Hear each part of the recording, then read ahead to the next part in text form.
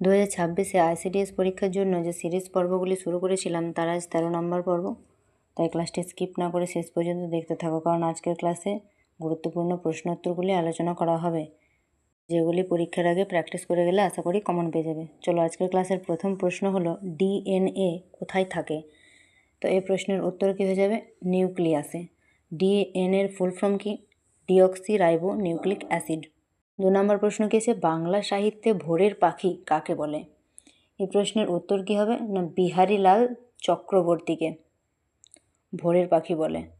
3 নম্বর প্রশ্ন কি আছে? না, ভারতের বর্তমান চিফ অফ জাস্টিস অর্থাৎ CDS কে? এই প্রশ্নের উত্তর হয়ে যাবে জেনারেল অনিল চৌহান। 4 নম্বর প্রশ্ন কি আছে? কুচিপুড়ি ভারতের কোন রাজ্যের শাস্ত্রীয় নৃত্য?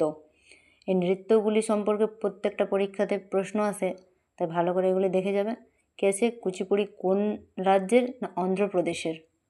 পরের প্রশ্ন 5 নম্বর কি আছে? না, BRICS ব্রিক্স এর নতুন সদস্য হিসেবে কোন দেশগুলি যোগ হয়েছে? এই প্রশ্নের উত্তর হয়ে যাবে মিশর, ইথিওপিয়া, ইরান ও UAE। পরের প্রশ্ন 6 নম্বর কি আছে? না, LED এর পূর্ণ রূপ কি? এই প্রশ্নের উত্তর হয়ে যাবে লাইট এমিটিং ডিউড। 7 নম্বর প্রশ্ন কি আছে? লোকসভার কেন্দ্রীয় বাজেটকে পেশ করেন? লোকসভার কেন্দ্রীয় বাজেটকে পেশ করেন কেন্দ্রীয় অর্থমন্ত্রী। প্রশ্নটা বলা আছে লোকসভার, রাজ্যসভা নয় কিন্তু, তাই উত্তরটা হয়ে যাবে কেন্দ্রীয় অর্থমন্ত্রী। 8 নম্বর প্রশ্ন কি আছে? ইন্ডিয়ান ন্যাশনাল কংগ্রেসের প্রথম অধিবেশন কোথায় বসেছিল? এই প্রশ্নের উত্তর হয়ে যাবে বোম্বে, যা বর্তমানে মুম্বাই নামে পরিচিত। পরের প্রশ্ন কি আছে? 9 নম্বর, না, সাহিত্যে জ্ঞানপীঠ পুরস্কার পাওয়া প্রথম বাঙালি কে? এই প্রশ্নের উত্তর হয়ে যাবে কি? না, তারাশঙ্কর বন্দ্যোপাধ্যায়। 10 নম্বর প্রশ্ন কি আছে? GPS এর পূর্ণ রূপ কি? এই প্রশ্নের উত্তর কী হবে? Global positioning system. 11 নম্বর প্রশ্ন রিজনিং থেকে কি আছে? আজ বুধবার হলে 25 দিন পর কি বার হবে?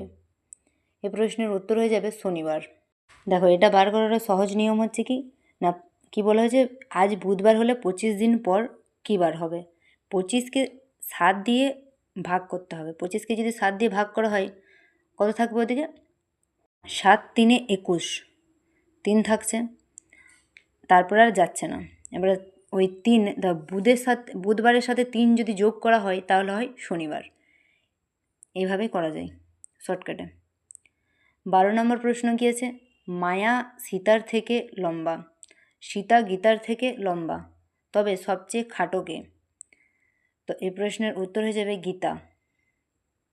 পরের প্রশ্ন 13 নম্বর কি আছে? ACFJO, তাহলে পরের সংখ্যাটি কি হবে? দেখো, এরপর সি আছে, এদের মধ্যে গ্যাপ কত? BC 2। তারপর আছে সি এর পর এফ আছে, এর মধ্যে সি আর এফ এর মধ্যে গ্যাপ কত? DEF মানে 3। তারপরে আছে এফ এর পর জে আছে, তাহলে এফ থেকে জে এর গ্যাপ কত? GHIJ 4। জে থেকে ও এর গ্যাপ কত? 5। সিরিয়াল ওয়াইজ হচ্ছে 2 3 4 5, তাহলে পরের সংখ্যাটি কত হবে? 6। তাহলে ও এর সাথে 6 যদি যোগ করা হয় তাহলে কি হবে? ইউ।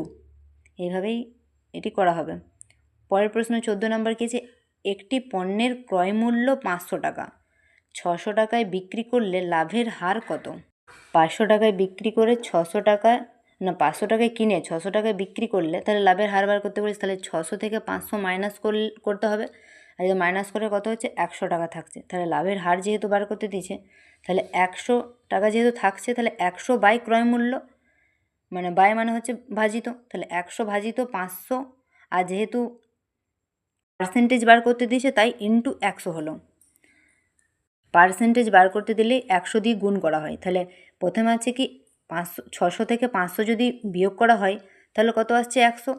আর 100 বাই 500 কেন হলো? কারণ 500 হচ্ছে ক্রয় মূল্য, বাই মানে হচ্ছে ভাজিত, তাহলে 100 ভাজিত 500, আর এদিকের 100 হচ্ছে পার্সেন্টেজের 100, যেহেতু লাভের হার বার করতে দিয়েছে।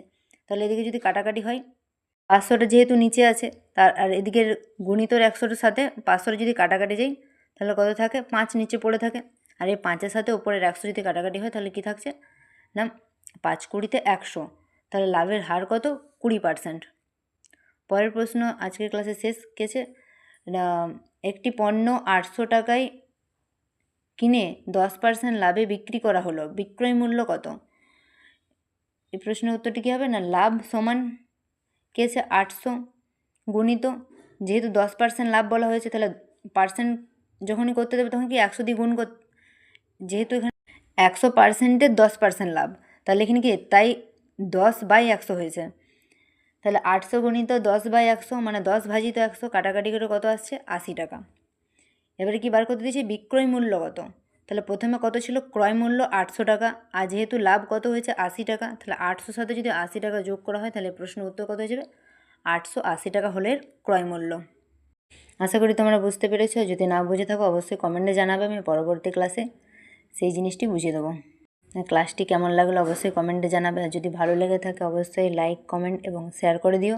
আর এরকম আরও ICDS বা বিভিন্ন সরকারি চাকরির প্রস্তুতির জন্য ফ্রি ক্লাস চাইলে চ্যানেলটিকে সবার আগে সাবস্ক্রাইব করে দিও, যাতে ফ্রি ক্লাসগুলি সবার আগে তোমার কাছে পৌঁছে যায়। আজকের ক্লাস এখানেই শেষ, ধন্যবাদ।